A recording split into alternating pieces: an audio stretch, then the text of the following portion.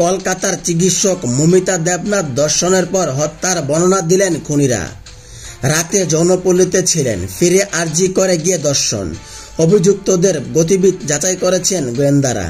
কলকাতা হাইকোর্টের নির্দেশে আরজি করে মহিলা চিকিৎসককে দর্শন ও খুনের ঘটনার তদন্ত করেছেন সিবিআই। তাদের নজরে রয়েছে অভিযুক্তদের সেই দিন রাতের গতিবিধি। তিনি যৌনপল্লীতে গিয়েছিলেন বলে খবর পাওয়া যায়। আরজি করে দর্শন ও খুনের ঘটনায় অভিযুক্ত ব্যক্তি সেই দিন রাতে যৌনপল্লীতে গিয়েছিলেন, এমনটাই জানতে পেরেছেন তদন্তকারীরা। সেখান থেকে ফিরে আরজি করে ঢুকেন তিনি। তারপরেই মহিলা চিকিৎসককে দর্শন খুনের ঘটনাটি ঘটে। এই ঘটনার তদন্তের এখন সিবিআইয়ের হাতে। অভিযুক্তদের গতিবিধি যাচাই করে দেখছেন গোয়েন্দারা। কলকাতা পুলিশ সূত্রে আগেই জানা গিয়েছিল সেই দিন রাত 11টায় নাগাদ আরজি করের সিসিটিভি অভিযুক্তদের দেখা যায়। তখন তিনি হাসপাতালে ঢুকেছিলেন, তারপর কিছুক্ষণের মধ্যে আবার বেরিয়ে যান। বাইরে কোথাও তিনি মদ খেয়েছিলেন বলে জানতে পারেন তদন্তকারীরা। পরে আবার হাসপাতালে ফেরেন। জরুরি বিভাগের 4 তলায় সেমিনার হলের কাছে সিসি ক্যামেরায় তাকে দেখা যায় ভোর 4টা নাগাদ। 30 থেকে 35 মিনিট পর সেখান থেকে আবার বেরিয়ে যান অভিযুক্ত।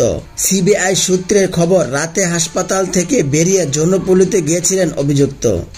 তার সঙ্গে তার এক বন্ধুও ছিল।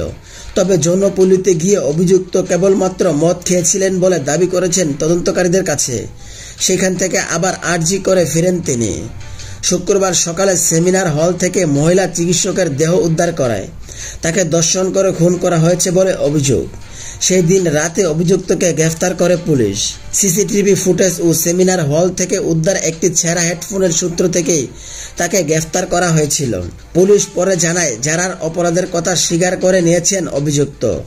এই ঘটনার প্রতিবাদে আরজি সহ সারা দেশে প্রত্যেকটি হসপিটালের জুনিয়র চিকিৎসকদের আন্দোলন শুরু হয়েছে। দোষীদের কঠোর শাস্তি এবং হাসপাতালে চিকিৎসক ও স্বাস্থ্যকর্মীদের নিরাপত্তা সুনিশ্চিত করার দাবিতে আন্দোলন এখনও চালিয়ে যাচ্ছে চিকিৎসক এবং পড়ুয়ারা। কর্মবিরতির ডাক দিয়েছেন তারা। ফলে বিভিন্ন হাসপাতালের বহির্বিভাগের পরিষেবা ব্যাহত হয়েছে। আন্দোলনের ক্রমে রাজ্য ছাড়িয়ে সারা দেশ ছড়িয়ে পড়েছেন। গত মঙ্গলবার এই ঘটনায় সিবিআই তদন্তের নির্দেশ দিয়েছে কলকাতা হাইকোর্ট। অভিযুক্তকে তারপর কেন্দ্রীয় গোয়েন্দাদের হাতে তুলে দিয়েছে পুলিশ। এই তদন্ত কোন দিকে মোড় নেয় তা অবশ্য ভবিষ্যতে বলবে।